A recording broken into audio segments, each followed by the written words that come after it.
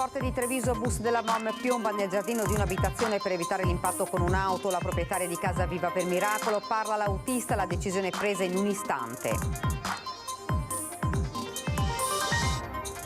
Gli autovelox della discordia lungo la strada 307 del Santo a Cadoneghe. Molti cittadini che si sono rivolti all'associazione Alt Velox raccontano: non riusciamo a far fronte alle richieste.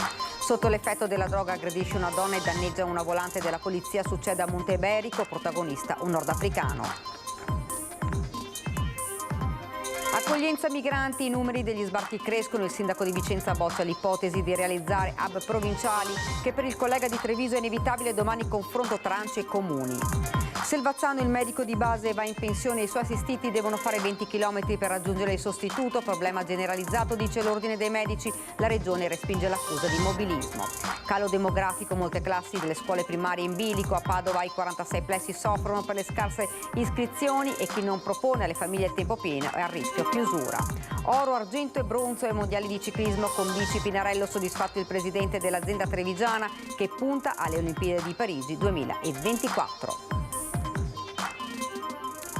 Buonasera, ben ritrovati. Edizione regionale dei nostri notiziari. Dunque, l'avete sentito in primo piano la cronaca, la sfiorata tragedia della Noalese, dove un bus della MOM è piombato nel giardino di una casa per evitare l'impatto con un'auto. La proprietaria di casa viva per miracolo. Sono in stato confusionale, dice: pochi attimi prima ero sul marciapiede. Parla anche l'autista. In quei momenti devi fare una scelta. Le testimonianze dei diretti protagonisti.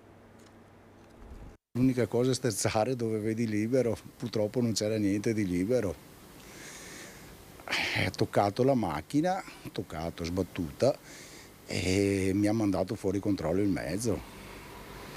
E tutto il resto, sì, mi sono trovato dentro il giardino della casa a fianco. Quello è successo. Nessuna alternativa se non quella di mantenere i nervi saldi. Alfredo Marazzato, autista MOM di lunga esperienza, è già al lavoro a meno di 24 ore dalla sfiorata tragedia sulla Noalese, quando il bus di linea che stava guidando in direzione Quinto è finito nel giardino di questa abitazione nel tentativo di evitare l'impatto con l'auto condotta da un 82enne del posto che pare stesse svoltando a sinistra verso via Tintoretto. Sono stati attimi cruciali. Io quello che potevo fare ho fatto. Purtroppo non è che hai il momento di pensare, non c'è niente di tempo, là devi reagire e far quello che tenti di far di meglio, ma non ci pensi. Per mandar via la brutta cosa che è successa ho ritenuto che è meglio che vado al lavoro piuttosto che pensare a cosa poteva succedermi o cosa. Bisogna ricominciare. A fare la differenza, la buona sorte, per qualcuno il caso, resta il fatto che su questo marciapiede alle 8 di sera non stesse transitando nessuno. Solo pochi istanti prima il bus avrebbe travolto la signora Loretta. Io ero in strada, che avevo appena finito di spazzare la strada, mi sono appena entrata con il mio sacco di foglie che avevo raccolto e ho aperto la finestra della cucina e mi sono vista arrivare una corriera in giardino, mi sono vista la corriera in giardino e poi sono uscita. No, non volevo neanche uscire perché avevo paura. In giardino scendono l'autista, le 4 ragazze passeggere a bordo, nessuno ha ferite gravi, mentre l'82enne viene portato al cafoncello con un trauma cranico. Il rumore è stato bruttissimo perché ho pensato che erano coinvolti tanti mezzi in quel momento. Forse è stata la corriera che ha fatto tutta questa confusione, ma io ho pensato a camion, a macchine, perché si è assistito proprio tanto fracasso. Adesso chiudo la casa e non esco più, non voglio neanche più sentire nessuno perché sono veramente in stato di confusione. Io vivo sempre terrorizzata perché è tutto il giorno, capito, frenate e botte tutti i giorni, non ne posso più. Guardi, avevo appena tagliato le rose, che queste sono rose di una ragazza che era morta, sono state piantate perché è morta una ragazza sul muretto qua. Una strada difficile la Noalese, ma ora Loretta con il marito Raffaello ha anche un altro problema. Sono venuti 8 o 9 volte i ladri e ho il terrore dei ladri, anche di giorno. E allora volevo almeno cercare di mettere una rete per recintare momentaneamente perché ho paura a stare così. Ed ora parliamo invece di Autovelox. L'associazione Autovelox ha contattato il Ministero dei Trasporti per avere risposte sulle multe ricevute da migliaia di cittadini di Cadoneghe in provincia di Padova e ora chiede un incontro urgente con il prefetto. Sono ormai migliaia gli automobilisti che, riguardo ai 2 autovelox installati a Cadoneghe, lungo l'ex statale del Santo, si stanno rivolgendo all'associazione.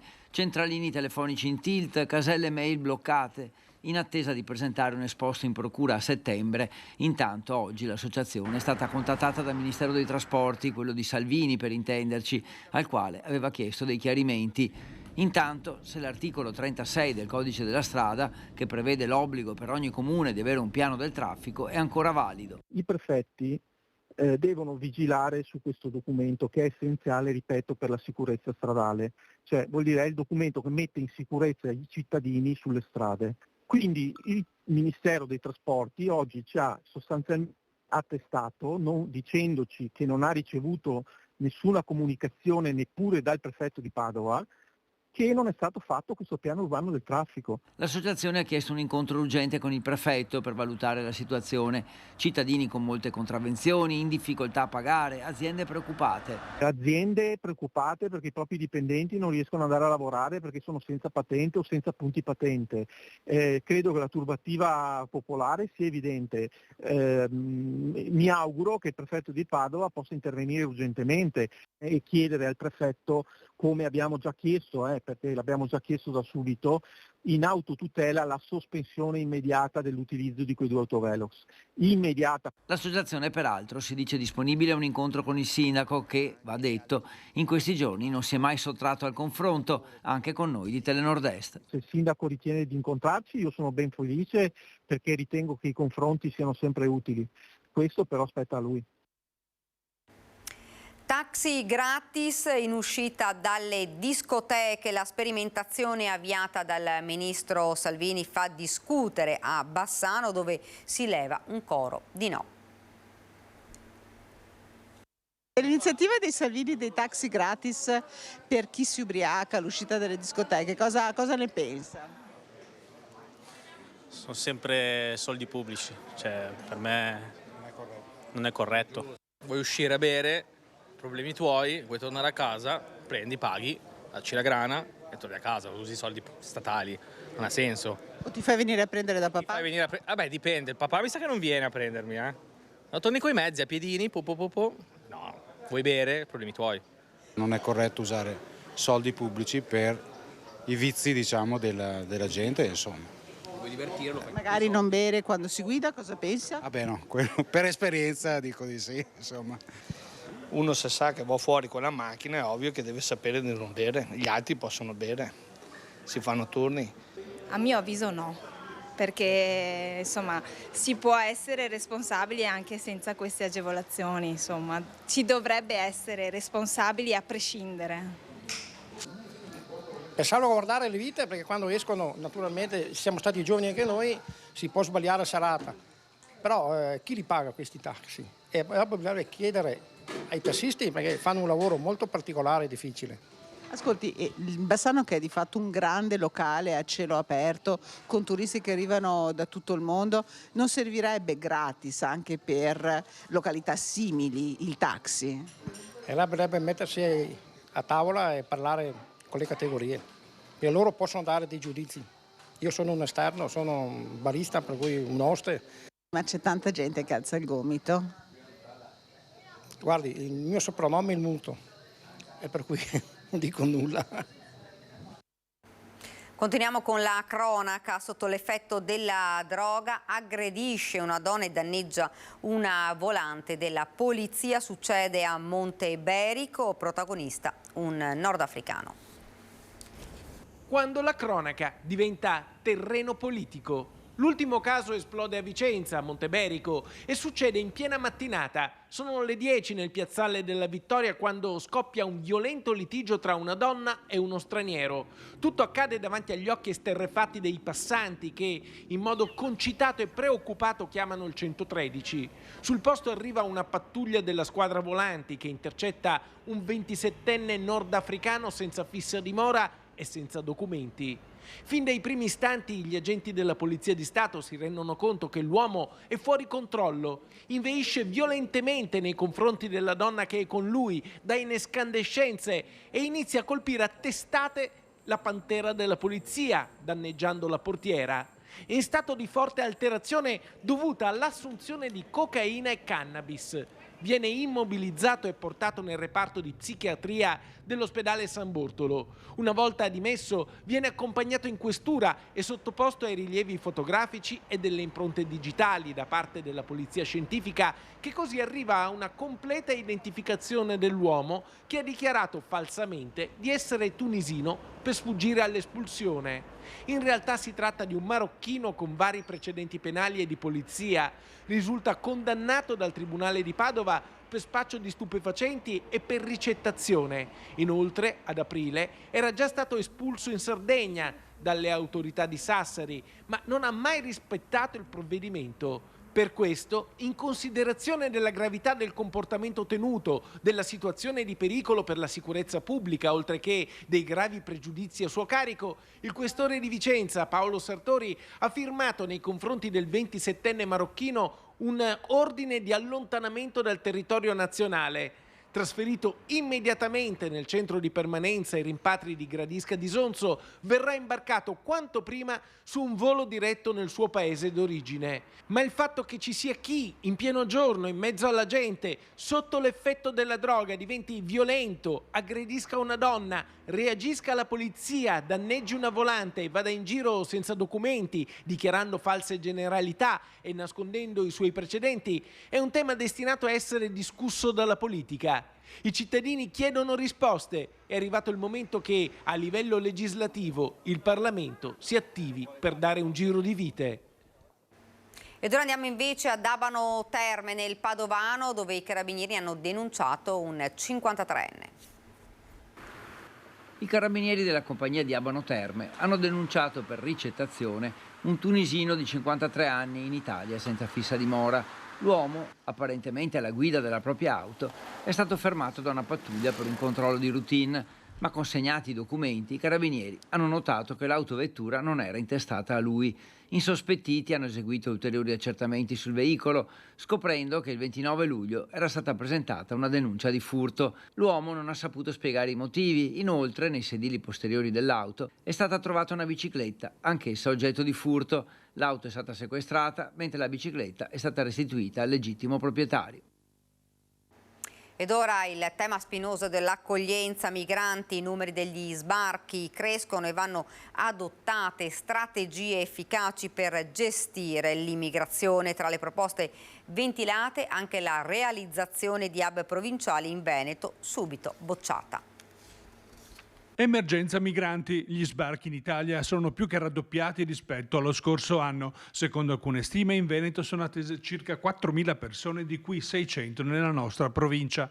Se fino ad ora il modello seguito era l'accoglienza diffusa con piani proposti dalle prefetture e condivisi dai sindaci, ora invece, visto il numero crescente delle richieste e le resistenze a collaborare di alcuni primi cittadini, l'organizzazione dell'ospitalità potrebbe cambiare. Tra le proposte ventilate sulla stampa anche l'apertura di hub provinciali, che sarebbe stata lanciata da Mario Conte, sindaco di Treviso e presidente ANCI Veneto, che oggi invece smentisce. A questa eventualità i sindaci di Verona, Padova e Vicenza invece si sono dichiarati subito contrari. Perché concentrare centinaia di migranti, centinaia di richiedenti asilo, tutti all'interno di un'unica struttura, magari in mezzo a un quartiere di una città o in un piccolo comune, è un problema serio. L'abbiamo visto qualche anno fa, 6-7 anni fa, negli altri momenti critici della immigrazione del nostro paese. e perché crea problemi di sicurezza, perché evidentemente vuol dire mettere centinaia di persone tutte all'interno di un'unica struttura, mettere in difficoltà la comunità, e anche problemi di integrazione e del percorso di accoglienza.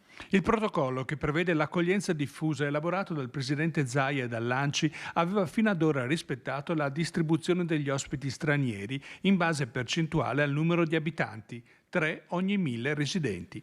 3, quindi non un numero particolarmente rilevante di migranti, e in un paese di 3.000 abitanti, che è la taglia di tanti comuni della nostra provincia, vuol dire 9 persone, quindi stiamo parlando veramente di numeri piccoli. Dividendoli in questo modo si possono evitare appunto i grandi hub, le grandi concentrazioni. Ecco, su questi dati Vicenza come è messa? Vicenza in questo momento rispetta il dato del 3 per 1000, cioè sta facendo la sua parte pienamente, e quindi Vicenza ha dato molto in queste settimane, in questi mesi, anche in questi anni, anche quando non c'ero io come sindaco, ma c'era Francesco Rucco, cioè il mio predecessore. Per evitare intoppi nell'accoglienza e scongiurare pericolose concentrazioni di extracomunitari, il sindaco Possamai si appella direttamente al governo. Noi chiediamo al governo di prendere in mano davvero questa questione, perché è evidente che è un compito del governo la gestione dell'immigrazione, cosa che finora non è stata fatta a sufficienza, ed è chiaro che l'unico strumento è stabilire regole uguali per tutti, cioè che tutti i comuni siano chiamati a fare la propria parte.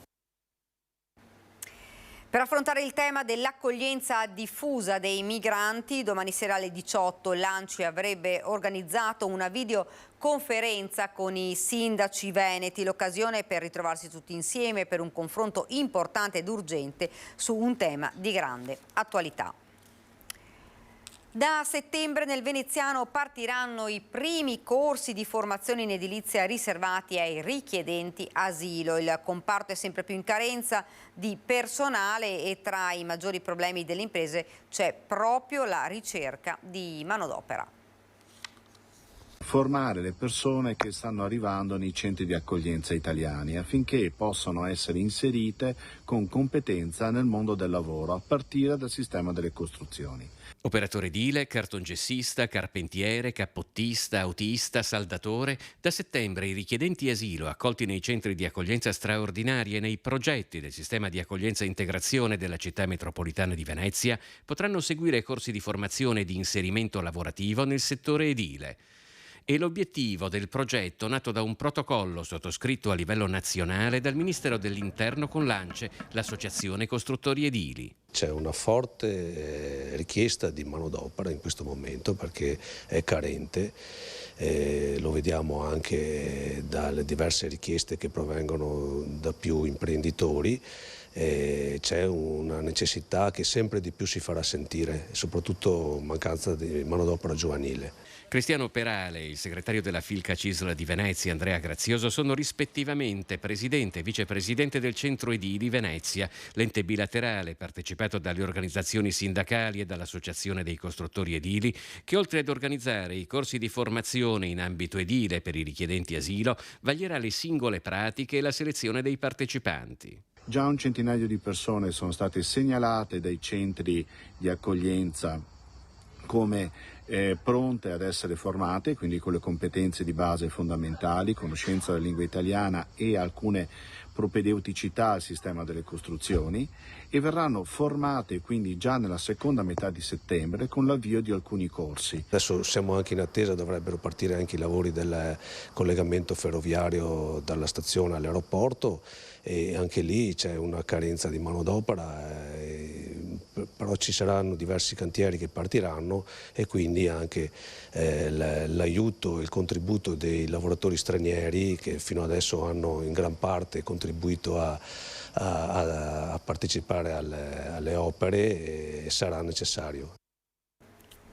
Ed ora a Padova il medico di base va in pensione e i suoi assistiti sono costretti a fare 20 km per recarsi dal sostituto. Succede a Selvazzano, ma il problema è generalizzato, ci dice il presidente dell'Ordine dei Medici Padovani, Domenico Crisarà.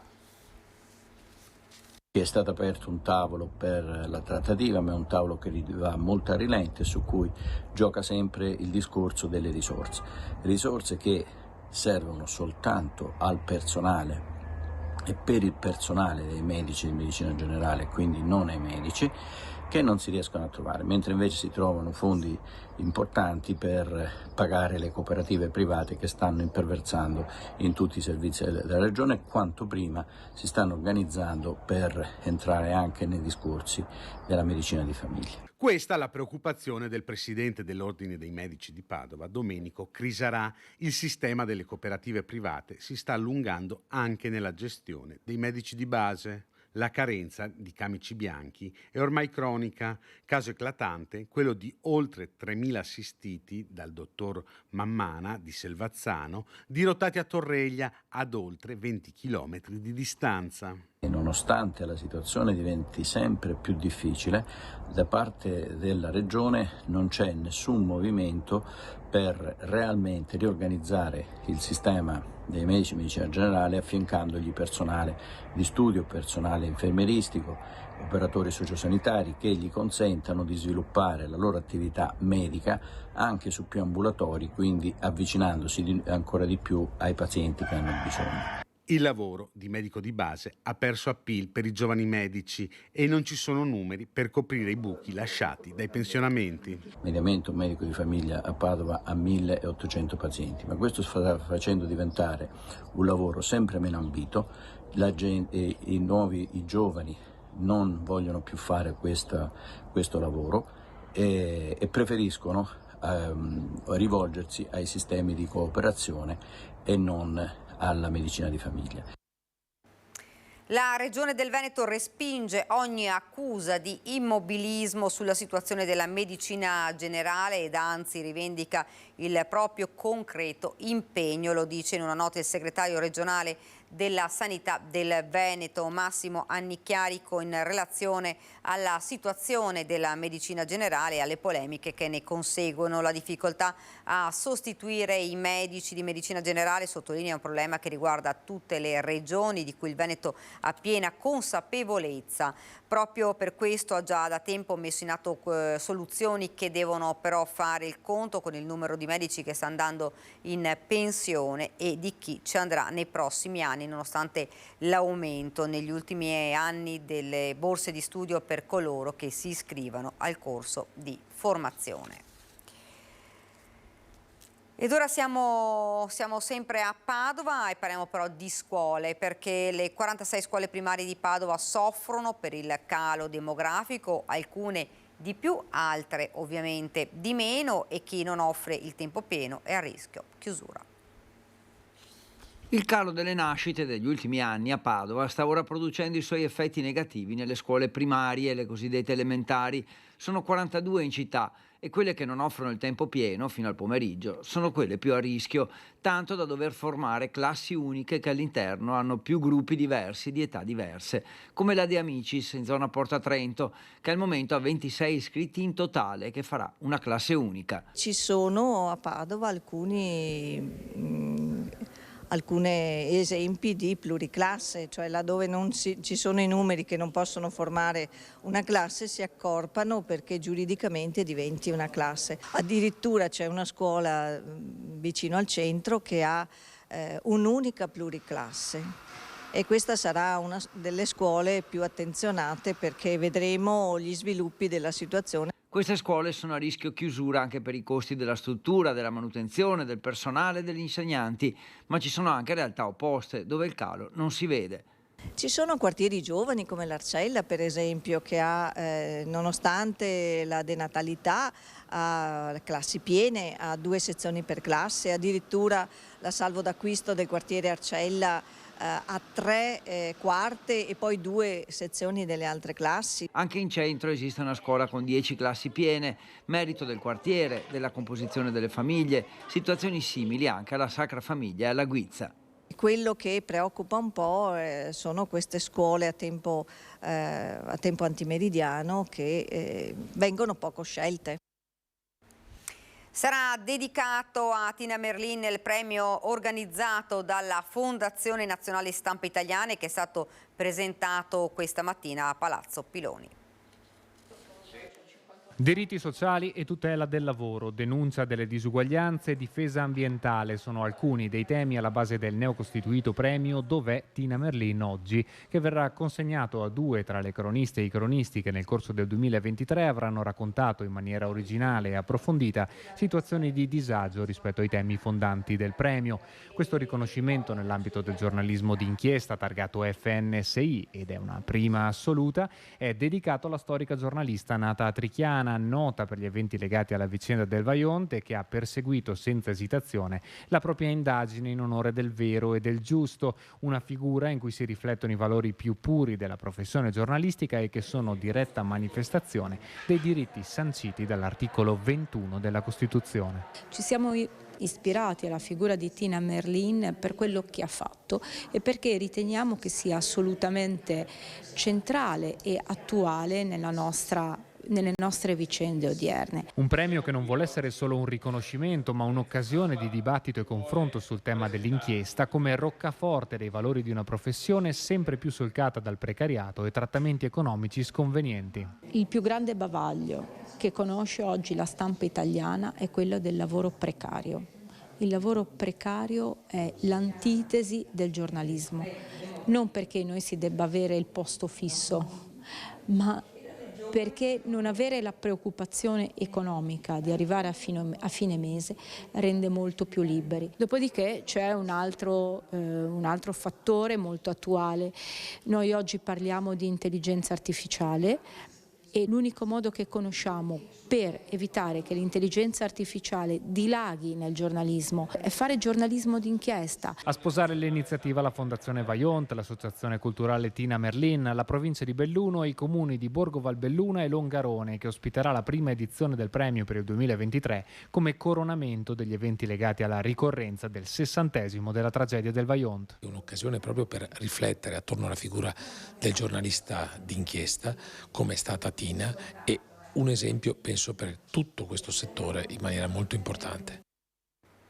Oro, argento e bronzo ai mondiali di ciclismo nell'inseguimento individuale con bici. Pinarello, soddisfatto il presidente dell'azienda trevigiana Fausto Pinarello, che punta alle Olimpiadi di Parigi 2024.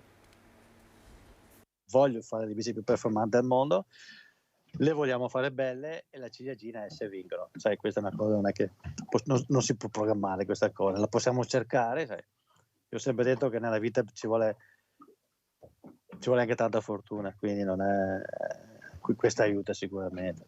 L'oro di Filippo Ganna, l'argento di Daniel Bigam, il bronzo di Jonathan Milan, il podio dell'inseguimento individuale ai mondiali di ciclismo di Glasgow ha in comune la bicicletta, tutte made in Treviso, tutte Pinarello. Uno strapotere, quello dimostrato dall'azienda costruttrice fondata da Nani Pinarello, che il presidente e il figlio Fausto punta a ribadire alle Olimpiadi di Parigi 2024. Non è che un podio mondiale capiti tutti i giorni.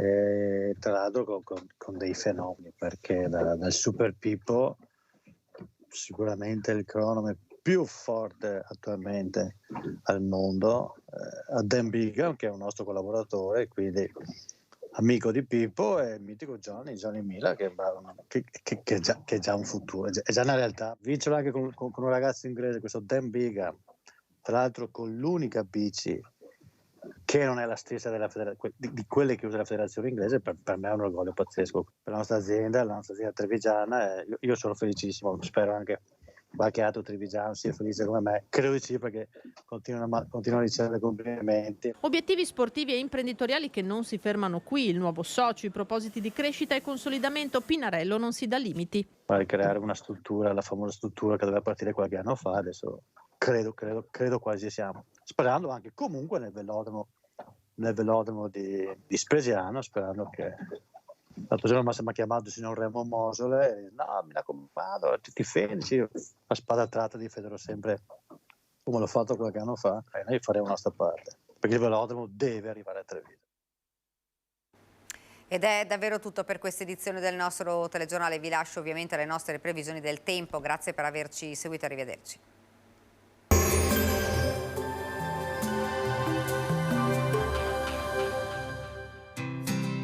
L'Unic Star, le uniche pagliette antibatteriche in commercio, prodotte anche per i marchi più importanti, sia nazionali che internazionali. Bentrovati al meteo. L'alta pressione protegge il nostro territorio, il tempo dunque sarà buono e il clima gradevole. Vediamo insieme il dettaglio di mercoledì 9 agosto. Sul Veneto sarà soleggiato ovunque, tuttavia nel pomeriggio non si potrà escludere qualche annuvolamento più intenso sulle Alpi, anche con occasionali brevi precipitazioni associate. Temperature in graduale aumento, minime tra 13 e 20 gradi, massime sui 24-29 gradi all'incirca. Ci spostiamo ora sul Friuli Venezia e Giulia, anche in questo caso poche novità, tanto sole, su tutti i settori il cielo sarà sereno o velato. Nelle ore pomeridiane avremo degli addensamenti in montagna accompagnati da qualche possibile rovescio. Temperature minime tra 15 e 18 gradi, massime sui 25-27 gradi. Infine diamo uno sguardo al Trentino Alto Adige, dove sarà piuttosto soleggiato, come vediamo dalla grafica. Verso nord nubi più fitte con temporali, specie sui settori di confine. Temperature minime intorno ai 15 gradi, massime sui 27-29 gradi all'incirca. Dal meteo per ora è tutto, vi do appuntamento al prossimo aggiornamento.